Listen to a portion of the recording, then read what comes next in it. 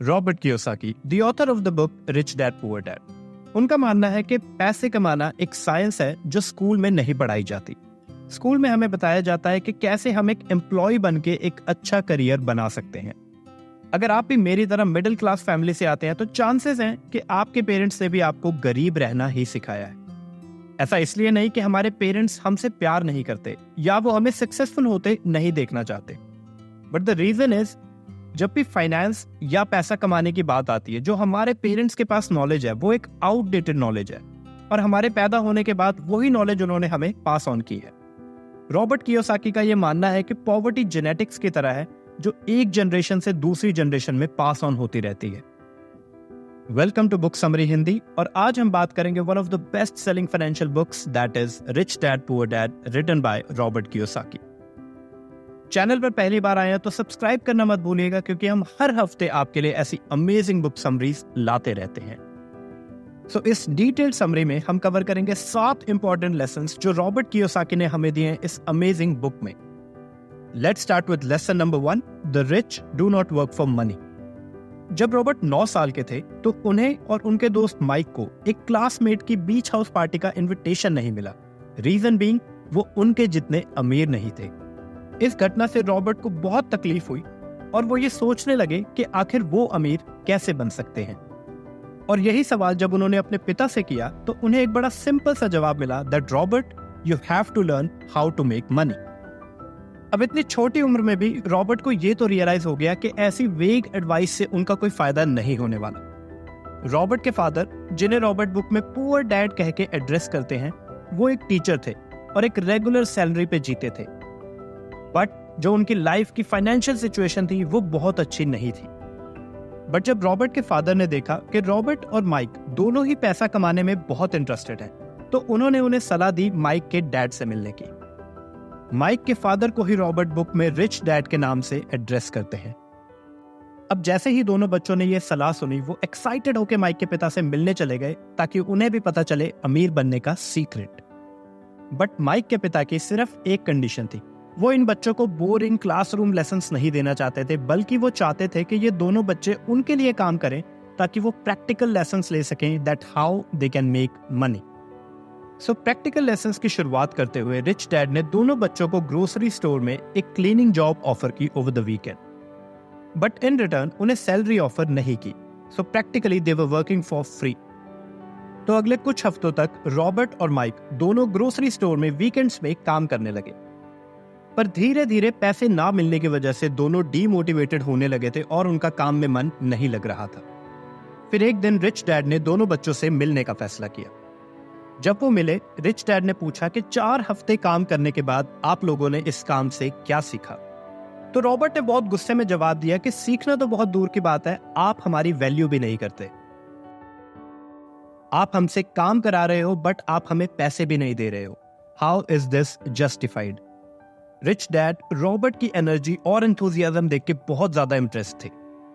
उन्होंने जवाब दिया कि रॉबर्ट, मेरे पास 100 से भी ज्यादा एम्प्लॉयज हैं जो रोज मेरे लिए 9 to 5 की शिफ्ट करते हैं। वो अपना 100% एफर्ट रोज मेरे लिए देते हैं ताकि मंथ के एंड पे उन्हें एक सैलरी मिल सके। और सैलरी ना मिलने के इसी डर से रोज आम लोग रैट रेस में फंसे रहते हैं और अमीर लोग पैसे की हेल्प से और पैसा जनरेट करते रहते हैं। रिच डैड की एडवाइस को फॉलो करते हुए रॉबर्ट और माइक को एक अपॉर्चुनिटी दिखी। उन्होंने एक लाइब्रेरी क्रिएट की जहां पे छोटे बच्चे एक एडमिशन फीस देके जितनी चाहे उतनी कॉमिक बुक्स पढ़ सकते थे। उन्होंने माइक की छोटी बहन को as a head librarian hire किया, जो कि छोटे बच्चों से 10 सेंट्स चार्ज करती थी एडमिशन के लिए। धीरे धीरे ये 10 सेंट्स पर पर्सन की फीस से रॉबर्ट और माइक ने $9.5 पर वीक कमाना शुरू कर दिया। और वो माइक की छोटी बहन को $1 पर वीक की सैलरी देते थे और उसे अपॉर्चुनिटी देते थे कि वो जितनी चाहे उतनी कॉमिक बुक्स पढ़ सकती है। और इस तरह रॉबर्ट और माइक को अपना पहला लेसन मिला कि कैसे रिच लोग पैसे की हेल्प से और पैसा जनरेट करते हैं। And now they were really excited to learn more lessons and rich dad was always ready to teach them more. Lesson number 2, why teach financial literacy. Robert Kiyosaki का मानना है कि वेल्थ जनरेट करने के लिए सबसे पहला स्टेप है खुद को फाइनेंशियली लिटरेट बनाना। हम सब के लिए एसेट्स और लायबिलिटीज में डिफरेंस समझना बहुत जरूरी है। अदरवाइज हम अपने पैसों को सही से यूटिलाइज नहीं कर पाएंगे और लायबिलिटीज में फंस कर रह जाएंगे। रिच डैड का मानना था कि वेल्थ क्रिएट करने के लिए हमें एसेट्स में इन्वेस्ट करना बहुत जरूरी है। जब भी हम एसेट्स में इन्वेस्ट करते हैं वो हमारे लिए एक रेगुलर इनकम जनरेट करता है। ऑन द फ्लिप साइड, जब भी हम एक लायबिलिटी में इन्वेस्ट करते हैं वो हमारे लिए एक रेगुलर एक्सपेंस क्रिएट करता है। फॉर एग्जाम्पल, अगर आपके पास एक घर है जिसे आप रेंट आउट करते हैं तो वो हर महीने आपके लिए एक रेगुलर रेंटल इनकम जनरेट करेगा। But on the flip side, मेरा एक फ्रेंड है जिसकी सैलरी मान लीजिए कि 25 से 30 हजार पर मंथ है, बट वो शो ऑफ करने के लिए एप्पल का आईफोन जो कि 1.5 लाख रुपए का आता है वो परचेज कर लेता है।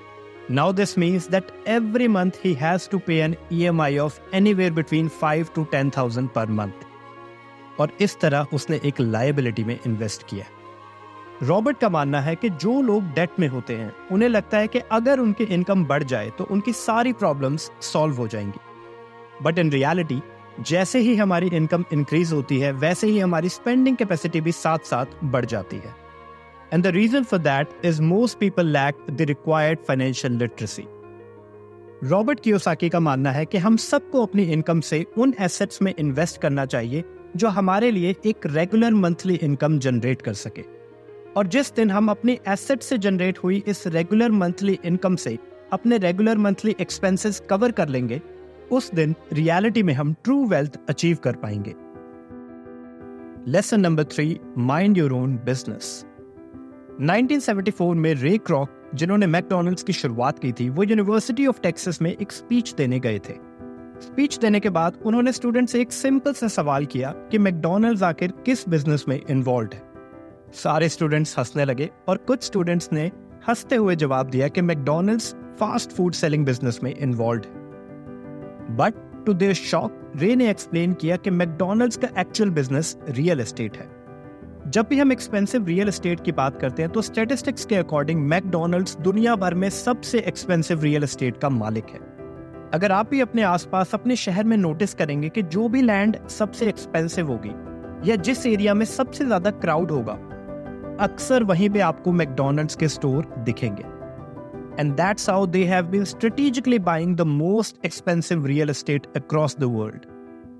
रिच डैड ने रॉबर्ट और माइक को अमीर बनने का जो तीसरा सीक्रेट बताया, that was mind your own business.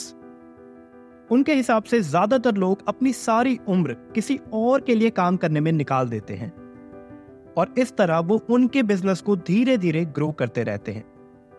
But अगर हमें भीड़ चाल से हटकर खुद के लिए वेल्थ क्रिएट करनी है तो हमारा फोकस एसेट्स बिल्ड करने पे होना चाहिए, जिनकी मदद से हम एक रेगुलर मंथली इनकम जनरेट कर सकते हैं। रॉबर्ट ने अपने बुक में ऐसे ही कुछ रियल एसेट्स के एग्जाम्पल दिए हैं। पहला, हम कोई ऐसा बिजनेस स्टार्ट कर सकते हैं जहां हमारी अवेलेबिलिटी के बिना भी एक रेगुलर इनकम जनरेट हो सके, क्योंकि अगर हमें खुद ही बिजनेस रन करना है, अगर हमें वहां रोज अवेलेबल होना है, तो वो हमारे लिए एक जॉब की तरह हो जाएगा। दूसरा, हम स्टॉक्स या बॉन्ड्स में इन्वेस्ट कर सकते हैं जो हमारे लिए एक रेगुलर डिविडेंड या रिटर्न्स जनरेट कर सके। तीसरा, हम कोई इंटेलेक्चुअल प्रॉपर्टी जैसे कि म्यूजिक क्रिएट करना या पेटेंट्स खरीद सकते हैं जिनके थ्रू हम एप्रिसिएशन या रिटर्न्स जनरेट कर सके। चौथा और उनका सबसे फेवरेट एग्जांपल है रियल एस्टेट बाय करना। बट रॉबर्ट इन एग्जांपल्स के साथ ये एडवाइस भी देते हैं कि आपको उन्हीं एसेट्स या बिजनेसेस में इन्वेस्ट करना है जहां आपका एक्चुअल इंटरेस्ट है। रॉबर्ट का इंटरेस्ट रियल एस्टेट में काफी ज्यादा है, इसलिए वो उसके बारे में रिसर्च करते रहते हैं और रियल एस्टेट में रेगुलर इन्वेस्ट भी करते हैं। बट आपको एग्जैक्टली उनके स्टेप्स को फॉलो करने की जरूरत नहीं है। सबसे पहले आप अपना इंटरेस्ट फाइंड आउट कर सकते हैं एंड उसके अकॉर्डिंग आप अपने एसेट्स बिल्ड करने की शुरुआत कर सकते हैं। Lesson number 4, the history of taxes and the power of corporations. अगर टैक्सेशन की हिस्ट्री को जाने तो इंग्लैंड में 1874 में सबसे पहले टैक्स इंट्रोड्यूस हुआ था और अमेरिका में 1913 में सबसे पहले इनकम टैक्स को लागू किया गया था। अब मजे की बात यह है कि इस दौरान जब टैक्स इंट्रोड्यूस किया गया था तो मेजॉरिटी जनता इसलिए एग्री हो गई थी क्योंकि गवर्नमेंट ने टैक्सेस सिर्फ अमीरों पे लगाए थे। उन्हें ऐसा लगा कि इन टैक्सेस के थ्रू अमीरों को पनिश किया जाएगा और जो गरीब और मिडिल क्लास लोग हैं उनको इसका फायदा मिलेगा। बट जैसे जैसे टाइम बीतता गया, अमीर लोगों ने टैक्सेशन पॉलिसीज में लूप होल्स ढूंढने शुरू कर दिए। और अगर हम आज के करंट सिनारियो की बात करें तो जब भी टैक्सेशन की बात होती है सबसे ज्यादा टैक्स मिडिल क्लास से वसूला जाता है, और जितने भी अमीर लोग हैं, जितने भी बड़े बिजनेसेस हैं, वो हार्डली कोई भी टैक्स पे करते हैं। रॉबर्ट का मानना है कि जितने भी अमीर और पावरफुल बिजनेसमैन हैं उन पे वो रूल्स अप्लाई नहीं होते जो नॉर्मल मिडिल क्लास लोगों पे होते हैं। इसलिए जितने भी बिजनेस ओनर्स होते हैं वो या तो एज अ कंपनी या एज अ कॉर्पोरेट ऑपरेट करते हैं। रीजन बीइंग, जो कंपनी टैक्सेस होते हैं वो बहुत बहुत कम होते हैं as compare to the normal income tax जो कि आपके या मेरे जैसे सैलरीड मिडिल क्लास पे लगाया जाता है। और न जाने कितनी बार कितने ही देशों में ऐसी पॉलिसीज लाने की कोशिश की गई है जिससे अमीरों पे ज्यादा से ज्यादा टैक्स लगाया जा सके, बट एज ऑलवेज अमीर लोग, बिजनेसमैन हमेशा ऐसी पॉलिसीज में कोई ना कोई लूप होल जरूर ढूंढ लाते हैं जिससे they end up paying lesser taxes as compared to us. Lesson number 5, the rich invest money. Robert का मानना है कि हमारा माइंड हमारा सबसे इंपॉर्टेंट एसेट है, और अगर हम इसे सही से ट्रेन करें तो हम भी लाखों या करोड़ों रुपए कमा सकते हैं एक सिंपल आइडिया से। बस शर्त यह है कि हमें अपनी फाइनेंशियल इंटेलिजेंस को इंप्रूव करना होगा सो दैट हम वो अपॉर्चुनिटीज ग्रैब कर सकें जो एक आम इंसान को नहीं दिखती। रॉबर्ट अपनी बुक में ऐसी ही एक अपॉर्चुनिटी का जिक्र करते हैं जो उन्हें मिली थी 1990s में in the state of Arizona. उस दौरान एरिजोना की इकोनॉमिक कंडीशन बहुत खराब थी एंड एवरीबडी वाज स्केयर्ड। सबको लग रहा था कि किसी भी टाइम इकोनॉमी क्रैश कर सकती है, और लोग अपने घर, अपने प्रॉपर्टीज बहुत सस्ते दामों पे बेच रहे थे। उसी दौरान रॉबर्ट को एक घर खरीदने का मौका मिला जिसकी वैल्यू वैसे तो $75,000 थी, but out of an economic crash fear जो ओनर थे वो उसे $20,000 में बेचने को तैयार थे।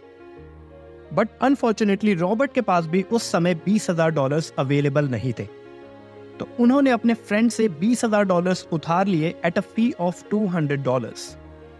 और जैसे ही within a couple of hours उनको ओनरशिप के डॉक्यूमेंट साइन करने का मौका मिला, उन्होंने उसी टाइम एक एड प्लेस की उस घर को बेचने के लिए, but at a price of only $60,000। And with in 1 to 2 days उन्हें एक बायर भी मिल गया and he ended up selling that house for $60,000, और वो पैसा उन्होंने खुद इन्वेस्ट भी नहीं किया। All he had to do was pay the fee of $200 to his friend. इस सिंपल एग्जाम्पल के थ्रू रॉबर्ट हमें बुक में ये समझाते हैं कि कैसे हम अच्छी अपॉर्चुनिटीज को ग्रैब कर सकते हैं अगर हम अपनी फाइनेंशियल इंटेलिजेंस को स्लोली बट स्टेडीली इंप्रूव करते रहें। रॉबर्ट का मानना है कि मार्केट्स हमेशा अप या डाउन होती रहती हैं, बट हमेशा हमें अपॉर्चुनिटीज मिलती है जहां हम इन्वेस्ट करके अपनी वेल्थ इंक्रीज कर सकते हैं। आज से कुछ 300 साल पहले तक जिसके पास भी लैंड ज्यादा होती थी वो वेल्दी कंसीडर किया जाता था। उसके बाद वेल्दी लोग फैक्ट्रीज खरीदने लगे और सारी वेल्थ वहां पे डाइवर्ट हो गई। आज के जमाने की अगर हम बात करें तो डिजिटल एज है, एआई का जमाना है, and people who are investing in that they are making the real wealth. So all we have to do is कि हम अपनी फाइनेंशियल इंटेलिजेंस को रेगुलर इंप्रूव करते रहें, और जितने भी लेटेस्ट ट्रेंड्स चल रहे हैं उनसे हम खुद को अवेयर रखें सो दैट जब भी हमें कोई अच्छी अपॉर्चुनिटी मिले हम उसे बिल्कुल भी मिस ना करें। Lesson number 6, work to learn, do not work for money.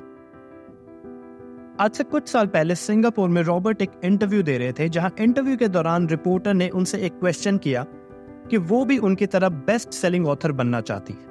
वो नॉवेल्स भी बहुत अच्छे लिखती हैं, सब उनकी तारीफ भी करते हैं, बट उनके नॉवेल्स बिकते ही नहीं। तो रॉबर्ट ने उस जर्नलिस्ट को सजेस्ट किया कि उन्हें सेल्स में एक कोर्स करना चाहिए so that she can sell better. Now instead of appreciating the advice, उस रिपोर्टर को इस बात से बहुत ठेस पहुंची, और उनका कहना था कि अगर उनके पास इंग्लिश लिटरेचर में एक मास्टर्स की डिग्री है तो उन्हें यह नहीं समझ आ रहा कि सेल्स का एक कोर्स लेके वो अपनी बुक कैसे बेच सकती हैं। अब इसके जवाब में रॉबर्ट ने पॉइंट आउट किया that he was a best selling author, ना कि वो एक बेस्ट राइटिंग ऑथर है। वो उन्हें बुक लिखना नहीं सिखा सकते, बट वो उन्हें एक बेस्ट तरीका बता सकते हैं बुक को सेल करने का। बट अनफॉर्चुनेटली उस रिपोर्टर को फिर भी रॉबर्ट की एडवाइस समझ नहीं आई and she left the interview. हम अक्सर ऐसे लोगों से मिलते हैं जो अपनी फील्ड की तो बहुत अच्छी नॉलेज रखते हैं बट फाइनेंशियली बहुत स्ट्रगल करते हैं। जस्ट इमेजिन अगर उस रिपोर्टर ने एक्चुअली एक सेल्स कोर्स लिया होता और एक एडवर्टाइजिंग एजेंसी में जॉब करके थोड़े टाइम भी अगर सेल्स का एक्सपीरियंस ले लिया होता तो शायद वो अपने नॉवेल्स एक बेटर तरीके से सेल कर सकती थी। पुअर डैड हमेशा से चाहते थे कि रॉबर्ट उनकी तरफ पढ़ाई लिखाई पे ध्यान दे के एक स्पेशलाइज्ड जॉब करे और एक फिक्स सैलरी पे ध्यान दे। बट रॉबर्ट को छोटी उम्र में ही ये समझ आ गया था कि अगर उसने अपने पिता की डायरेक्शंस को फॉलो किया तो उसकी भी फाइनेंशियल कंडीशन उनकी तरह खराब होगी और उसका अमीर बनने का सपना सिर्फ सपना रह जाएगा। वहीं दूसरी तरफ रिच डैड ने हमेशा रॉबर्ट और माइक को इस चीज के लिए पुश किया कि वो डिफरेंट स्किल्स को एक्वायर करें। He always told them that they have to do a lot of jobs in order to acquire new skills. अपने पूरे करियर में डिफरेंट स्किल्स एक्वायर करने के बाद रॉबर्ट का मानना है कि सबसे इंपॉर्टेंट स्किल जो उन्होंने सीखी है that is sales and marketing. और वो आज भी different courses, different seminar, sales पे अटेंड करते रहते हैं अपने स्किल को इंप्रूव करने के लिए so that he can sell better and earn more. Lesson number 7, overcoming obstacles. Robert के अनुसार 4 ऐसे मेन रीजंस हैं जिसकी वजह से फाइनेंशियल लिटरेट लोग भी ज्यादा पैसे नहीं कमा पाते। पहला रीजन है डर, दूसरा रीजन है सेल्फ डाउट, तीसरा रीजन है लेजीनेस और चौथा रीजन है बैड हैबिट्स। चलिए इन चारों को डिटेल में डिस्कस करते हैं। एक्स्ट्रा इनकम हर कोई पाना चाहता है, बट पैसे डूब जाने के डर से ज्यादातर लोग कभी भी हाई पेइंग एसेट्स में इन्वेस्ट ही नहीं कर पाते। रॉबर्ट का कहना है कि हर अमीर व्यक्ति जिससे वो आज तक मिले हैं उसने कभी ना कभी किसी न किसी इन्वेस्टमेंट में लॉस जरूर खाया है। पैसे डूब जाने का डर सबको सताता है, बट इस डर को आप कैसे मैनेज करते हो यही एक की डिफरेंस बनता है अमीर और गरीब आदमी में। फॉर एग्जाम्पल, अगर मेरे पास 10 लाख रुपए की सेविंग्स है तो एक स्टैंडर्ड इंडियन एडवाइस ये कहती है कि मुझे एफडी में सारा पैसा लगा के 6 से 7% का सेफ रिटर्न कमाना चाहिए। But on the other hand, अगर मैं उस 10 लाख में से 2 से 3 लाख रुपए भी स्टॉक मार्केट में इन्वेस्ट करूं, थोड़ी सी नॉलेज गेन करूं और थोड़ा सा रिस्क लेके अगर मैं 10 से 12% का रिटर्न कमा पाया तो एटलीस्ट उस 2 से 3 लाख रुपए पे मुझे 5% का एडिशनल प्रॉफिट मिलेगा, जो कि स्टैंडर्ड और सेफ अप्रोच पे शायद मुझे नहीं मिल पाता। फाइनेंशियल विजडम से रिलेटेड एक बहुत फेमस कोट है, never put all your eggs in one basket.